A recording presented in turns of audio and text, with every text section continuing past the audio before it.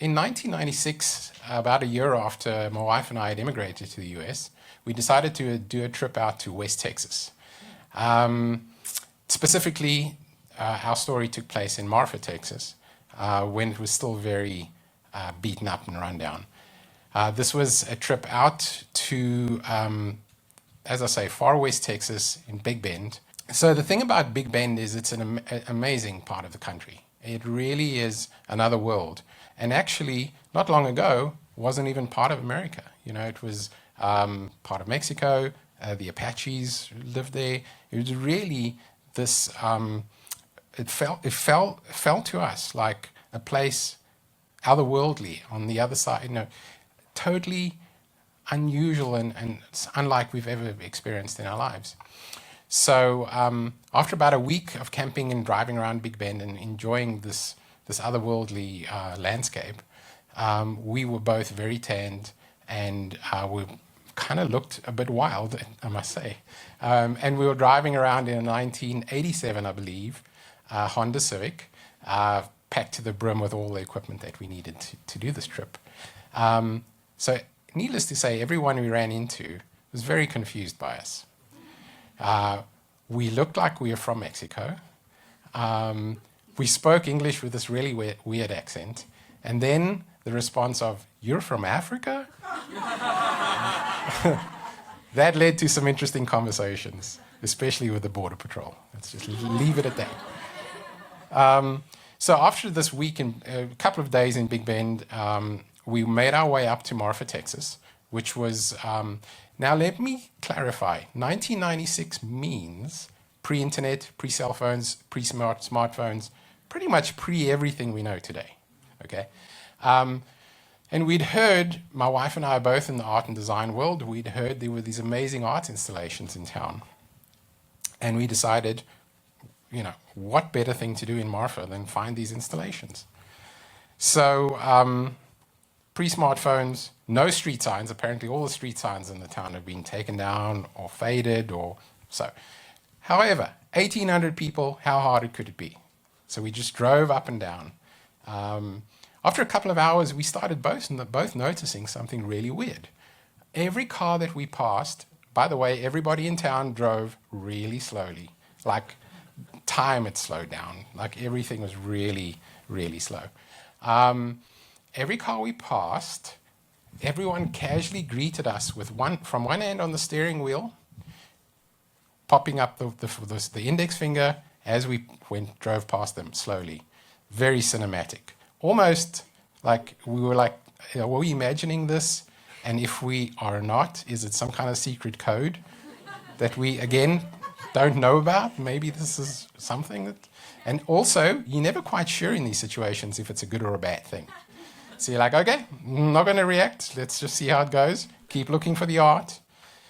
So after a couple of hours, being experimental as I am, design and art, you know, oriented, I'm like, well, let me see what happens if I wave back at these guys. And it's, and remember, this is everybody, old, young, the sheriff, I mean, you name it, everyone on bicycles, everyone's doing the one finger wave. So I'm like, okay, let's see what happens if I wave back at them. Actually, nothing changed in the whole situation except in me. It started feeling pretty good. I started making a connection with this community. I really felt like this is a place unlike I've ever been in my life. So it started getting late. We said, okay, we're going to find a hotel. Again, very slim pickings. But we found what actually looked like an abandoned old hotel, and there was a car in front. So we thought, I mean, there's not a lot of choice. Let's go inside and see what's happening. We found a guy inside, one person, very weird. And we said, we realized this hotel is not functional. Is there another hotel in town? And he's like, also in a broken accent, so we had that in common. For a cash price, you could stay here for the night. So we negotiated, we figured it out, and again, we were dead tired by this point, so we're like, good, let's do it. Let's just say it was a full moon and there were bats involved. Okay? It was a very interesting night, but that's another 7 minutes. We'll come back to that on another day. We had a great night's sleep after the bats. We woke up early.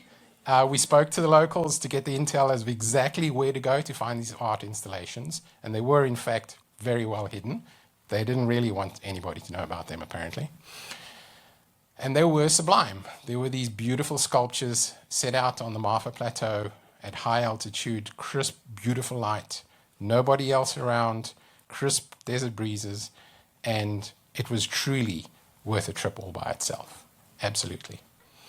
A couple of days later, back to our lives in the big city, a couple of things stayed with me and kept popping up in the back of my mind. The amazing landscape, for sure, right? The skies out there, unbelievable, day and night. Just the stars just will blow your mind all by themselves. The art, absolutely inspired. But the main thing was this weird wave that we experienced all through Marfa very consistently. It really felt like it connected us to this place in some weird way. 10 years later, we were fortunate enough to actually move there full time and make it our home.